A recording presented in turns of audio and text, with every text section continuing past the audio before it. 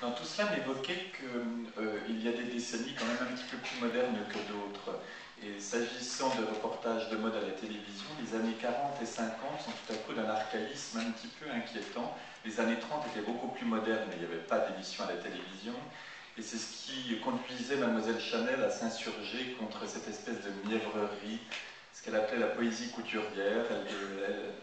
Tous ces noms de modèles qu'on appelait Petit Trottoir, Bal des Champs, Bal du siècle, des noms insolites qu'on a entendus, avaient le don d'enrager Mademoiselle Chanel, qui, elle, avait décidé de nommer ses modèles par des numéros. Donc c'est vrai que cette vision de la mode est assez archaïque et qu'elle va être en totale rupture avec les années 60. Il y a des décennies un petit peu plus propice à la création, comme celle-ci, comme on va le voir après. Ça va retomber dans les années 70 et 80. Je voulais un petit peu tempérer mon propos. Je pense que depuis les années 90, on fait un petit peu des efforts. C'est plutôt, je pense, un problème de diffuseur qu'un problème de création. Alors, dernière séquence, la Dîme Dame d'Homme, le miracle.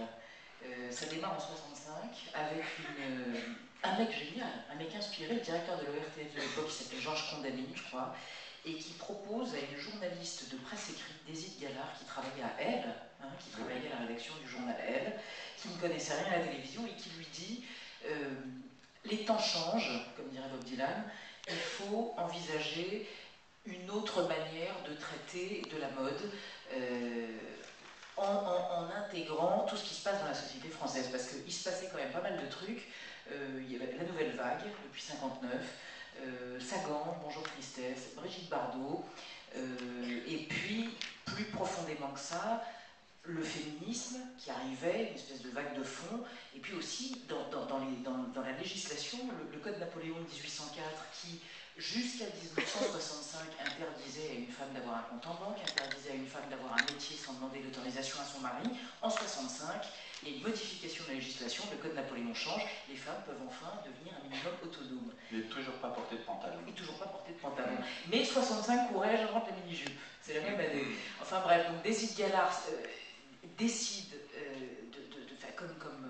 décide d'engager des scénaristes, d'engager des photographes de mode, d'engager des vrais cinéastes, d'engager l'arrangeur de Gainsbourg, Michel Colombier, pour faire le générique. Et jusqu'en 71, il y a 70 miracles hebdomadaires, c'est-à-dire une émission où la mode devient le moteur et en même temps le réceptacle de toute la créativité, de tous les avant-gardismes musicaux, esthétiques, et ça devient et ça restera l'unique exemple.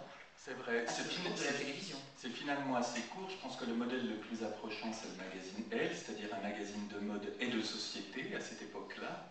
Et c'est donc une vision de la société par la mode et inversement une vision de la mode par la société, avec des sujets très réjouissants. Déside Gallard a l'idée d'inviter Jean-Christophe Averty, Jean Loussieff, Klein, Peter Knapp, Just Jacking, qui va faire ensuite une carrière complètement opposée, mais à venir créer des films qui sont de véritables créations et qui sont en totale adéquation avec ce qui dans la mode va se passer qu'une fois au XXe siècle, c'est-à-dire une rupture phénoménale.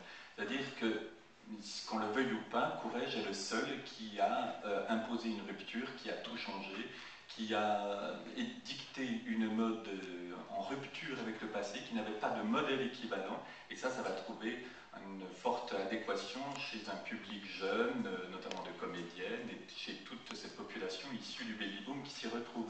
Mais ce qu'il y a de truculent dans Dîme Dame d'Homme, et on ne peut pas tout montrer, c'est qu'il y a des moments délicieux. Moi, je me souviens avoir visionné toutes les émissions. Violette Leduc, qui était cet écrivain qui s'est révélé relativement tard, dont la notoriété est venue tard, donne grâce des cours pour, grâce à Simone de qu'elle a beaucoup soutenu, donne des cours pour voler dans les magasins, avec le plus grand sérieux, dans Dîme Dame d'Homme.